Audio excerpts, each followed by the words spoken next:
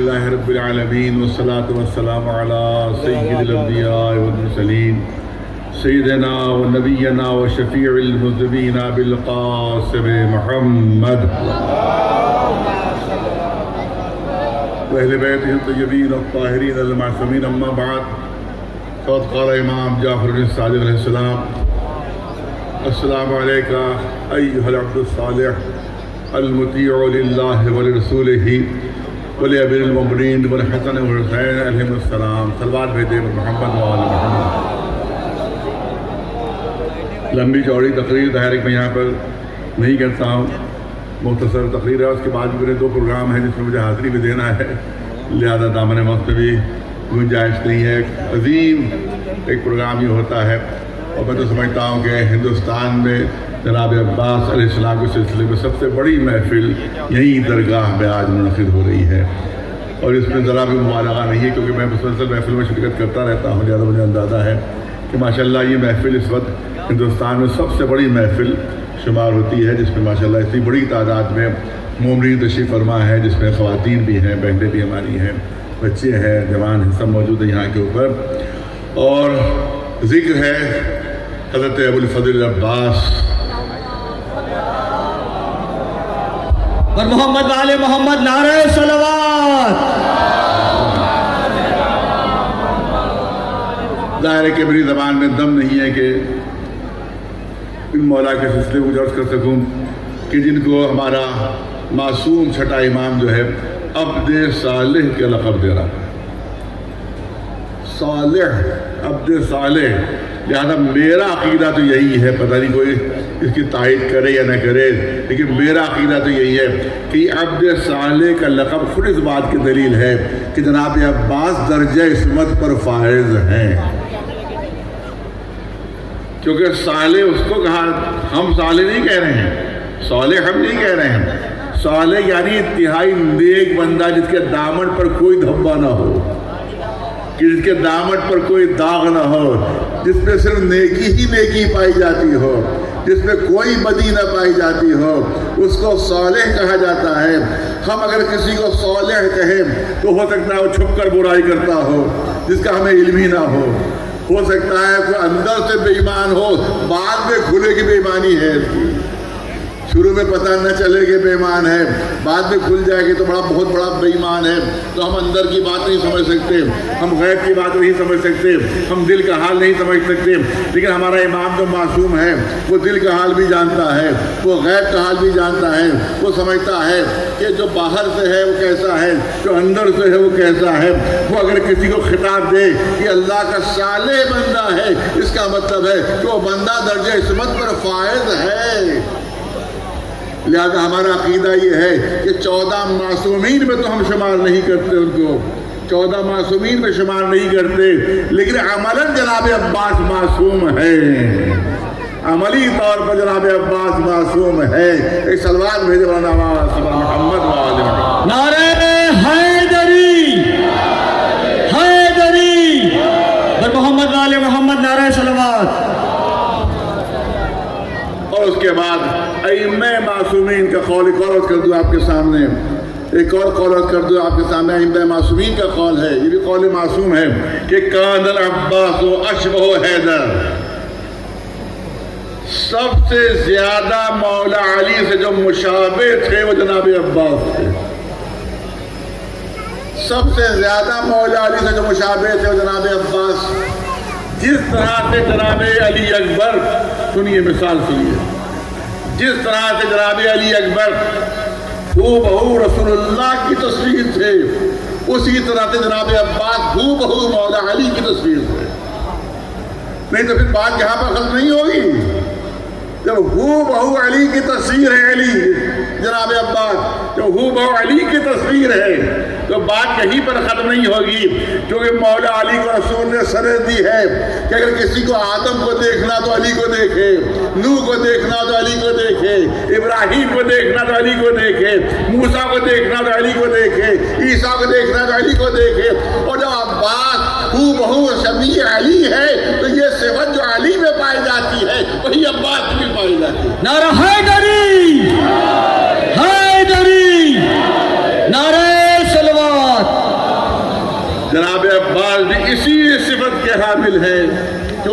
زبان سمت سند دے رہی ہے کہ ہو بہو شبیہ مولا علی ہیں. جب مولا علی کے ہو بہو شبیہ ہیں تو صفات چہرے علی میں پائے جاتے ہیں, وہی صفتیں چہرے جناب عباس میں ہی پائے جاتے ہیں. یہ ذہن میں بات رکھنا بہت ضروری ہے. اور میں چاہتا ہوں کہ علم کے سلسلے میں تھوڑی سی گفتگو ہو جائے, خاص طور سے اپنے بچوں اور جوانوں کے لیے, کیونکہ علم پر اعتراض کیا جاتا ہے, ارے صاحب علم تو بدعت ہے, علم تو رسول کے زمانے میں نہیں تھا, لہٰذا یہ تو بدعت ہے, یہ خلاف اسلام ہے, یہ شرک ہے. لیکن آپ کے سامنے ایک دلیل پیش کرنا چاہتا ہوں, اور دلیل ہے, ایک ہے درود تاج. درود تاج یہ اہل سنت میں بھی بہت زیادہ مقبول ہے, اور تھوڑے سے لفظوں کے اختلاف کے ساتھ شیعوں میں بھی ہے, تھوڑا سا لفظی فرق ہے, لیکن شیعوں میں بھی کہ درود تاج اہل سنت کی بہت اہمیت سمجھتے ہیں جو خاص طور ماہ مبارک رمضان میں اور خاص طور شب قدر یہ درود تاج اہل سنت ضرور پڑھتے ہیں. اب دیکھیے درود تاج شروع کیسے ہو رہا ہے, جو کہا جا رہا ہے کہ رسول اللہ کے بعد جو بھی ہو وہ بدعت ہے. جو رسول اللہ کے بعد جو چیز بھی آ وہ بدعت ہے. رسول کے زمانے میں علم نہیں تھا, اب جو علم ہے یہ بدعت ہے. اب دیکھیے درود تاج میں کیا کہا جا رہا ہے, اللہم صل علی سیدنا محمد صاحب التاج والمعراج والبراق والعلم. ہمارا رسول صاحب علم ہے. اس کا مطلب یہ ہے کہ علم وہ ہے جو رسول سے منسوب ہے. اگر علم تھا نہیں تو رسول صاحب علم کیسے ہو گئے؟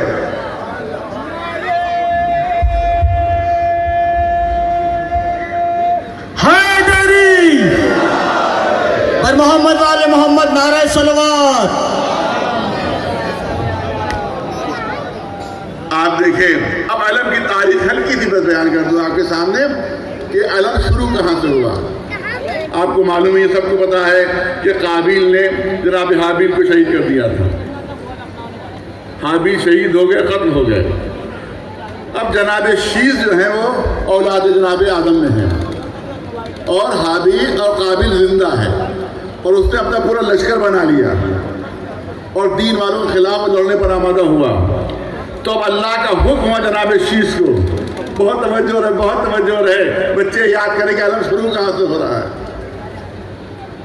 جناب شیث کو اللہ کا حکم ہوا کہ تم لشکر جمع کرو قابیل کے مقابلے میں, اور تمام لوگوں کو اللہ کے نام پر جمع کرو کہ قابیل سے مقابلہ کرنا ہے, دشمن دین سے مقابلہ کرنا ہے, دشمن مذہب سے مقابلہ کرنا ہے, قاتل سے مقابلہ کرنا ہے. تو جناب شیث نے بارگاہ الہی میں عرض کیا کہ میری نشانی کیا ہو کہ جس کے تحت میں سب کو جمع کروں. کوئی نشانی تو مجھے ملنا چاہیے, کوئی نشانی تو مجھے ملنا چاہیے. اب روایتیں بتاتی ہیں کہ جنت سے جناب شیث کے لیے علم بھجوایا گیا. جنت سے جناب شیث کے لیے علم بھجوایا گیا. وہی علم جناب شیث نے لیا اور اس کے ذریعے سے لشکر جمع ہوا اور اس کے ذریعے سے قابیل پر فتح حاصل کی. تو یہ علم جنت سے آیا ہے, یہ علم جنت سے آیا ہے. اسی لیے جتنے جنتی ہیں اس کا احترام کرتے ہیں, جو جہنمی ہوگا وہی اس کو بدعت کرے.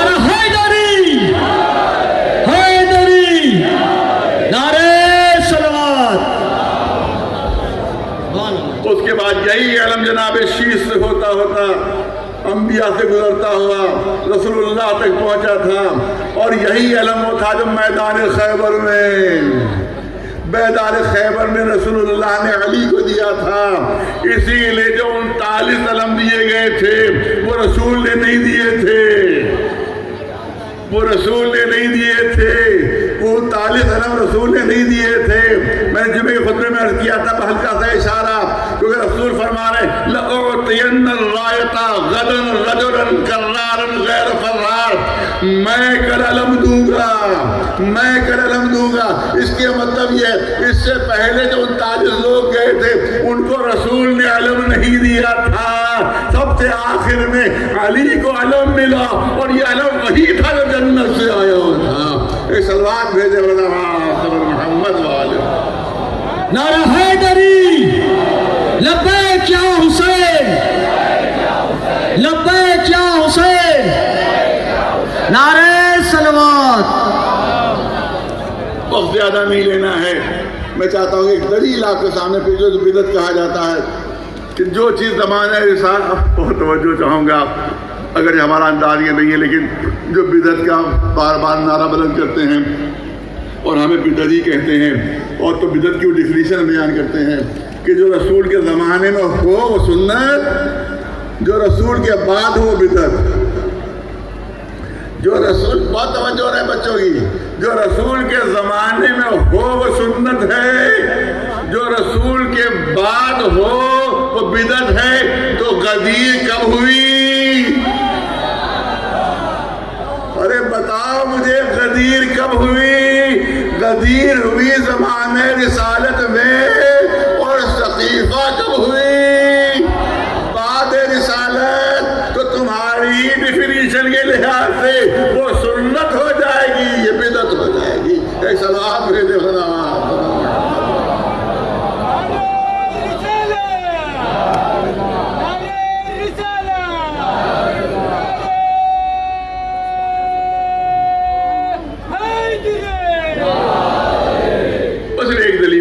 کیونکہ وقت میں گنجائش بھی نہیں ہے مجھے اور جگہ بھی حاضری دینا ہے ابھی تو بس ایک دلیل پیش کرنا چاہتا ہوں کہ جو کہا جاتا ہے بدعت بدعت بدعت اور شیر کو کپڑے کا احترام کر رہے ہیں آپ کپڑا کون سی چیز ہے کہ جس کا احترام کیا جائے اس کو چوم رہے ہیں اس کو آنکھوں میں لگا رہے ہیں آپ یہ سب کیا چیز ہے تو میں عرض کروں گا کہ ہر شے کی بہت توجہ جو اسٹیج پر ہمارے علماء تشریف فرمائے ہیں ان کی بھی توجہ چاہوں گا کہ ہر چیز کی ایک مادیت ہوتی ہے اور ایک معنویت ہوتی ہے اور ہمیشہ شے کی اہمیت مادیت کی بنیاد پر نہیں ہوتی ہے بلکہ معنویت کی بنیاد پر ہوتی ہے آپ دیکھیں کہ ایک من لوہا کتنا بڑا ہوگا وہ ایک من لوہا کے ایک معمولی کمزور انسان شاید ہمارے منصف رضوی صاحب اس کو اٹھا بھی نہ پائے بیچارے بہت دبلے پتلے ہیں ایک من جو ہے وہ لوہا اٹھانا ان کے لیے مشکل ہو جائے گا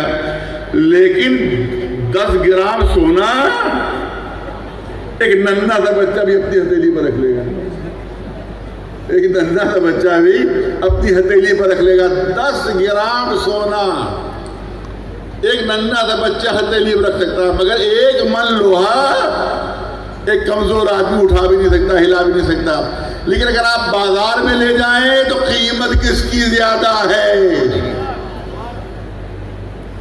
ایک من لوہے کی قیمت کم ہوگی 10 گرام سونے کی قیمت زیادہ ہوگی اگر مادیت معیار ہوتی تو لوہے کی قیمت زیادہ ملنا چاہیے تھی لیکن کیونکہ معنویت معیار ہے لہذا سونے کی قیمت زیادہ ہے جو 10 گرام ہے اور ایک من لوہے کی قیمت کم ملے گی دوسری مثال اور بالکل عام فہم ایک 500 روپے کا نوٹ ہے اور 2 100 روپے کا نوٹ ہے کسی چھوٹے سے بچے کے پاس 500 کا نوٹ تھا میں نے اس کے سامنے 200 کے 100 کے 2 نوٹ نکالے اور اس نے کہا 5 برس کا چھوٹا سا بچہ تھا میں نے کہا یہ بچہ دھوکہ کھا جائے گا یہ لہٰذا اس سے فائدہ اٹھا لوں میں نے کہا کہ یہ 2 نوٹ رکھ لو اور وہ 1 دے دو ارے توجہ رہے یہ 2 نوٹ رکھ لو 100 کے 2 نوٹ اور یہ 1 دے دو بچہ سمجھدار تھا وہ فوراً بولے گا کہ آپ کے 2 کی قیمت کم ہے میرے 1 کی قیمت زیادہ ہے اگر مادیت میں یاد ہو تو 200 کے بڑے بڑے نوٹ جو ہوتے ہیں ان کی قیمت زیادہ ہونا چاہیے تھی 500 کے نوٹ کی قیمت کم لیکن مادیت میں یار نہیں ہے معنویت میں یار ہے پھر توجہ رکھیے میں مثال پیش کروں سڑک پر سے گزر رہا تھا میں نے دیکھا 20 سڑک پہ ایک پتھر پڑا ہوا ہے مولانا تشریف لے آؤ نعرہ صلوات نعرہ حیدری حیدری پر محمد والے محمد نعرہ صلوات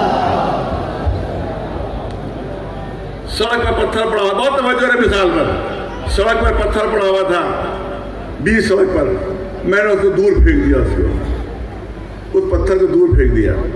थोड़ी दूर और आगे बढ़ा तो एक पत्थर और मिला जो अपनी जगह से हट गया था। मैंने उस पत्थर को उठाकर उसकी जगह पर नस्ब कर दिया। एक साथ से उन्हीं का साहब अजीब आदमी है, एक पत्थर को आपने दूर फेंक दिया और एक पत्थर जो उखड़ा हुआ था उसको आपने उसकी जगह पर लगा दिया। तो मैंने कहा फर्क है दोनों पत्थरों में। वो पत्थर जिसको दूर फेंका वो रास्ते का पत्थर था, वो राह चलने वालों का रास्ता रोक रहा था, उससे ठोकर खा रहे थे, गिर रहे थे। लेकिन जिस पत्थर को मैंने उठाकर नस्ब किया ये रास्ता बताने वाला पत्थर है, तो जो रास्ता रोके वो हटाने के लायक है, और जो रास्ता बता रहा हो अगर जगह से हट जाए तो अपनी जगह लाने के लायक है। नहीं, बस आखिरी मिसाल देना चाहता हूं। मैं तो 5 मरतबा हज से मुशर्रफ हो चुका हूँ। आप तो पीठ की तकलीफ की वजह से हाजिरी नहीं होती वहाँ, 5 मरतबा। और आप अखबार में सुनते भी रहते हैं। सबसे ज़्यादा हादसे कहाँ पर होते हैं? सबसे ज़्यादा हादसे वहाँ पर होते हैं जहाँ 3 शैतानों को कंकरियाँ मारी जाती हैं। अब यहाँ शियों ने इतने नुक्ते लगाए, उस पर इतने नुक्ते लगाए कि उन्होंने बोर्ड ही बदल दिए। वरना जब मैं 95 में मैं हज पर गया था तो मुझे अच्छी तरह याद है कि बोर्ड लगे हुए थे, छोटा शैतान, मझोला शैतान और बड़ा शैतान। ये 3 बोर्ड लगे हुए थे। सन 95 में जो हज मैंने किया, 1995 में दोबारा जो हज किया तो बोर्ड बदल चुके थे, जमरे उला, जमरे सानिया और जमरे सालिसा, उसका नाम बदल दिया था उन्होंने उसको। तो अब इतने शिया बॉलीवुड इतने नुक्ते लगाए कि उन्होंने बोर्ड ही बदल दिया। मगर ज़ाहिर कि वो है वो शैतान ही, चाहे बोर्ड बदल दिया चाहे कुछ करें, मारे जाएंगे तो वो शैतान। और 3 पत्थर के निशान है वहाँ पर, बहुत तवज्जो रहे।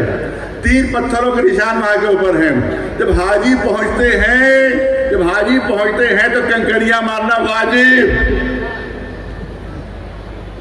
अजीब हुक्म है, खाली ये नहीं कंकरियाँ मारिए बल्कि ये भी देखना वाजिब है कि पड़ी कि नहीं पड़ी।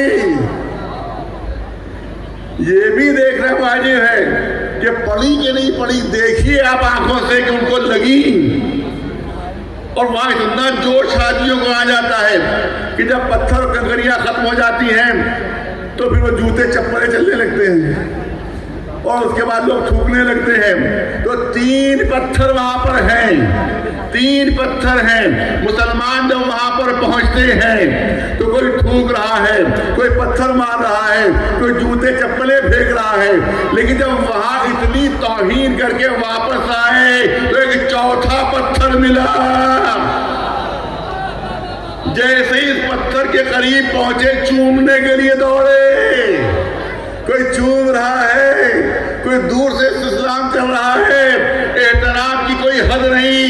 पूछना चाहता हूं कि वो 3 भी तो पत्थर ही थे, वो भी तो पत्थर ही थे, ये भी पत्थर है। उनकी इतनी बेइज्जती क्यों, इसका इतना एहतराम क्यों?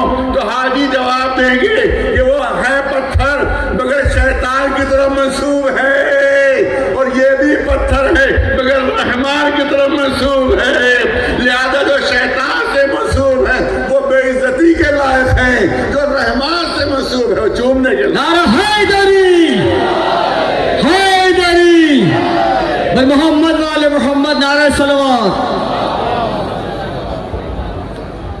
तो असल चीज है और यहीं के ऊपर शैतान ने धोखा खाया था कि कह दिया था कि तूने आदम को मिट्टी से बनाया है और मैं आग से बना हुआ हूं, और मिट्टी का मर्तबा कम है, आग का मर्तबा ज्यादा है।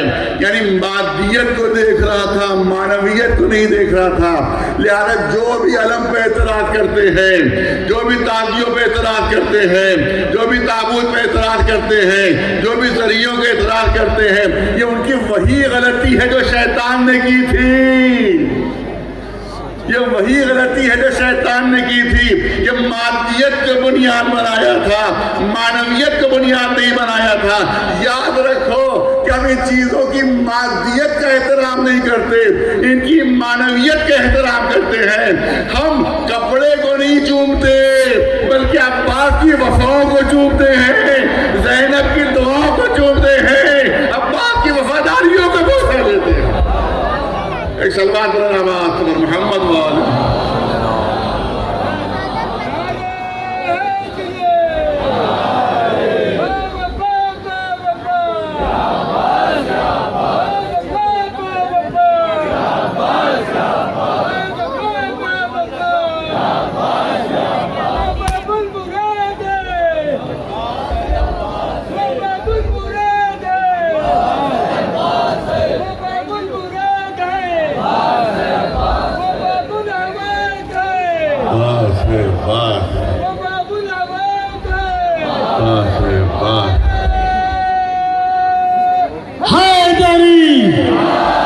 محمد والے محمد نعرہ صلوات. آخری جملے عرض کر دوں کہ پیدائش سے متعلق بھی چند جملے عرض کرنا ہے.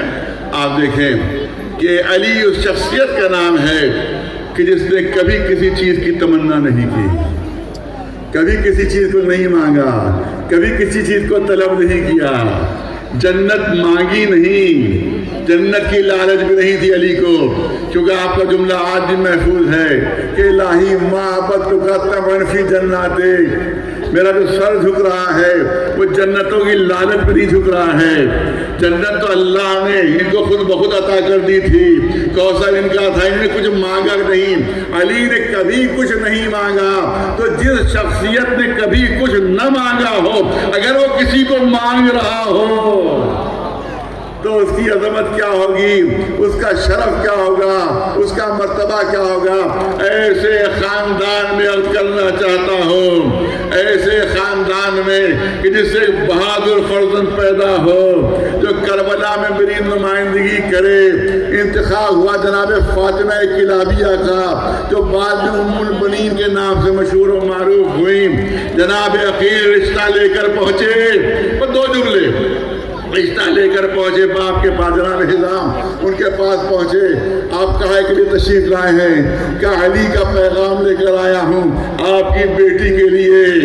اسی وقت نماز مصلی بچھایا, 2 رکعت نماز شکرانہ ادا کی کہ میں تیار ہوں, میں بالکل تیار ہوں. ارے اس سے بڑی عزت ہمارے لیے اور کیا ہو سکتی ہے, اس سے بڑا شرف ہمارے لیے کیا ہو سکتی ہے.